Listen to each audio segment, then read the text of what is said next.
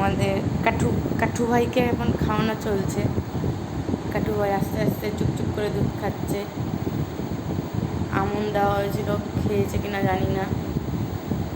জলও একটু খাই দেওয়া হয়েছে জোর করে। এসছে এখন আমাদের বাড়িতে, মায়ের হাত ধরে আগমন।